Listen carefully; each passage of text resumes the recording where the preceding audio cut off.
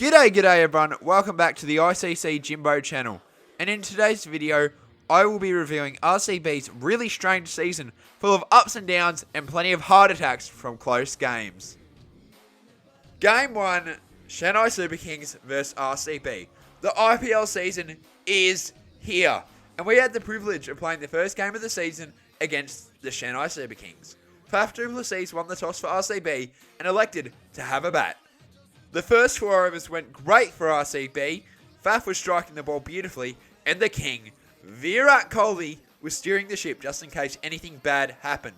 Unfortunately, something bad did happen, as Faf was dismissed on 35 of 23 deliveries. Literally 3 balls later, Rajasthan Royals was back in the sheds with a duck, and Glenn Maxwell, the big show, was dismissed on a golden duck, which means all of a sudden, RCB are 2 wickets down and in a bit of a pickle. A brief 35-run partnership between Virat Kohli and Cam Green occurred, before Virat was the next one to be dismissed on 21 runs. Cam Green, 2 balls later, was out on 18, and RCB were in a complete mess until Andrew Rawat, 48 runs, and Dinesh Karthik, 38 runs, did what they could in a partnership that made RCB's score of 173 semi-competitive. Unfortunately for RCB, the bowlers struggled, as Rachin Ravindra, Darryl Mitchell and lastly Shivam Dube all got scores in the 20s and 30s, which would normally be perfectly fine, but since the total that Chennai was chasing wasn't that large, they were able to take their time and chase the score with ease, winning the game by 6 wickets. Game 2, RCB vs the Punjab Kings. RCB and the Punjab Kings going into this match were in 2 completely different positions. RCB obviously losing their first game against the Chennai Super Kings, and Punjab defeated the Delhi Capitals in their first game of the IPL. Faf won the toss and elected to have a bowl first. It didn't take very long for RCB to strike, as Johnny Bairstow, the spirit of cricket ambassador, was dismissed on just 8 runs, which as an Aussie was just amazing to see. This is going to be a mispronunciation, guys, so I apologise for that, but Parab Samaran, Sanger, 25 runs, and Sakar Doran, 45 runs, had a 55-run partnership before it was Sanger's time to head back to the dugout. 3 overs later, Liam Livingston was packing his bags, dismissed on 17 runs. I kid you not, 3 balls later, Sakar Doran was out and RCB were looking strong. Sam Curran, 23 runs, and Jadish Sharma, 27 runs, did their very best to get the Punjab Kings to a defendable score, although it was well under par and the RCB bowlers were looking good. RCB needed 177 runs to win, and geez, it was a shaky start for the franchise, as our captain Faf du Plessis was out on just 3 runs, and after a 23-run partnership between Virat Kohli and Cam Green, it was Green's turn to depart on 3 runs, which is just so disappointing. But guys, you must remember, RCB have a player that nobody else has, the king, Virat Kohli. So even though Rajat Patidar 18 runs and Glenn Maxwell 3 runs were failing to fire around Virat, the king proved once again why he's such a great player, putting on a show, picking up 77 runs, and with the help of Dinesh Karthik, 28 runs, RCB were able to win their first game of the season by 4 wickets. Game 3, RCB vs KKR. RCB were coming off a victory, but so was KKR, as they took down the Sunrisers in their first game of the season. KKR were strong favourites in this match, as they won the toss and elected to have a bowl first, forcing RCB to have a bat, which certainly wasn't ideal. Just like the game against Punjab, Faf du Plessis was back in the dugout before making any significant impact, going out on only 8 runs.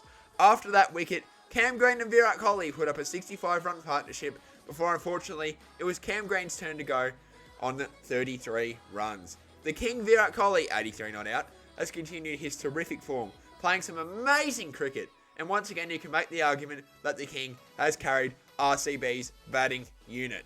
Unfortunately, no one was out there in the middle for long enough, as Glenn Maxwell was dismissed on 28 runs, which isn't too bad considering the form he has been in, and it was just a forgettable performance from people like Rajat Patidar, 3 runs, Andrew Rawat, 3 runs, but like the last game, Dinesh Karthik continues to play the finisher role for RCB, picking up 20 runs and giving RCB a good shot of defending 182 runs. KKR's opening duo Phil Salt 30 runs and Sunil Narine 47 runs simply outclassed RCB's bowling, and quite frankly, it was embarrassing. An 86-run opening partnership after just 6 overs is simply unacceptable. We finally got the wicket of Nareen, and then shortly after Phil Salt, but the damage has already been done. Venkatesh Iyer 50 runs and Shreyas Iyer 39 runs put the icing on the cake for KKR, and even though Venkatesh Iyer was eventually dismissed, it was simply too late as KKR destroyed RCB in front of our home fans. Game 4, RCB vs LSG. Going into this game, both RCB and LSG needed a victory to turn their seasons around. RCB won the toss and elected to bowl first, forcing LSG to have a bat. Disaster again for RCB's bowling unit. 53 runs after 5.5 overs is laughable. Lakesh Rahul was the first to go out for LSG on 20 runs. Quinton de Kock 81 runs and Nicholas Perrin 40 runs not out were able to breeze past the disgraceful RCB bowling unit to get a score of 181 runs. RCB didn't start too badly with the bat, putting up an opening 40-run partnership between Virat Kohli and Faf du Plessis. But unlike most games, it was the King who departed first on 22 runs, and an over later Faf joined him and the collapse started. Glenn Maxwell was the next to go on a duck, which was unacceptable. Then 2 overs later, Cam Green was out on 9 runs. Andrew Rowett was back in the sheds on 11 runs, and the game at this stage was 100% over, and RCB were in a complete mess. Rajat Patidar did what he could, but sadly was the next player to fall on 29 runs, and the second that Rajat Patidar was gone, the game was completely over, as RCB's tail end collapsed and were bowled all out on 153 runs. Game 5, Royals vs RCB. RCB going into this game were desperate for a victory, and the whole IPL were laughing at us being 1-3. Royals on the other hand were undefeated going into this match, and were strong favourites to win this matchup. The Royals won the toss and elected to have a bowl first, which is a common theme in the IPL. The game started differently for RCB, a 125-run opening partnership between Faf du Plessis and Virat Kohli. Before 13 overs in, unfortunately Faf had to go on 44 runs. An over later, Glenn Maxwell was back in the dugout with only a single run. Once again, Virat Kohli played amazing with his mammoth score of 113 not out. But like pretty much every other game, besides Faf, there was no one out there in the middle to support him, as Cam Green wasn't even out there for very long, only getting 5 off 6 balls.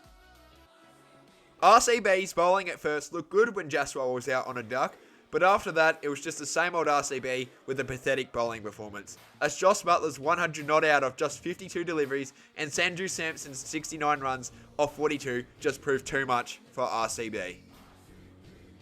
Even though we eventually got Samson out, the damage was already done and the Royals were able to comfortably win. Game 6, Mumbai Indians vs RCB. RCB sadly at this point were the laughingstock of the IPL, and changes needed to be made to turn our season around. Thankfully, Will Jacks was selected, which the fans were begging RCB to do since the very beginning. That gave RCB fans hope for this match. The Mumbai Indians won the toss and elected to bowl first. The start for RCB certainly wasn't pretty, as Virat Kohli departed on just 3 runs and Will Jacks went out on 8 runs sadly. On the bright side of things, Faf du Plessis got 61 runs and Rajat Patidar got 50 runs, and they put up an 82-run partnership before Rajat Patidar departed. Glenn Maxwell sadly continued his pathetic effort this IPL, going out on a duck, and to be honest, his form is just a really sad thing to see. Faf and Dinesh Karthik, 53 not out, had a 43-run partnership before Faf was back in the sheds, and after that, there was a collapse. No one helped DK out as he carried RCB to 196 runs to end the innings. The bowling effort once again was extremely poor from RCB and was not up to a professional standard. Ishan Kishan, 69 runs, and Rohit Sharma, 38 runs, outclassed RCB, and then Hardik Pandya hit 21 off 6 for RCB. It was just extremely overwhelming. Fans and players were losing hope by the second. Game 7, RCB vs the Sunrisers. Going into this game, RCB had nothing to lose, so it was time to make some tough calls. Glenn Maxwell was dropped due to bad form. This was a big move from RCB, despite Maxwell asking to be dropped. It was still big that RCB listened and respected his wishes. RCB did win something, and that was the toss, as we elected to have a bowl first. Abhishek Sharma 34 runs and Travis Head 102 runs devastated RCB's bowling with a strong 108 run partnership before Sharma departed, but that didn't stop the Sunrisers as Travis Head continued to lay havoc on RCB with the assistance of Clayson 67 runs before Head finally was dismissed. Clayson was the next to go as the Sunrisers were on a score of 231 runs, so they didn't really care what happened from here. Aiden Makram, 32 runs not out, and Abdul Samad, 37 runs not out, got the Sunrisers to 287 runs, which breaks the previous record, which actually belonged to the Sunrisers only a few weeks back. RCB had to make history to win this game. We had nothing to lose. That was the mentality that opening duo Virat Kohli 42 runs and Faf du Plessis 62 runs had going into this innings, as they put on 80 runs before Virat had to go. Will Jacks 7 runs and Rajdeep Patidar 9 runs certainly didn't help RCB's case. Faf also went out as well, which made the chase look almost impossible. Enter Dinesh Karthik. His score of 83 runs not out gave the slightest bit of hope. With the help of Andrew Rawat 25 runs not out, RCB were able to get a really respectable score of 262. It was 25 runs short, but overall a really good effort from RCB, where he gave this match a red hot crack.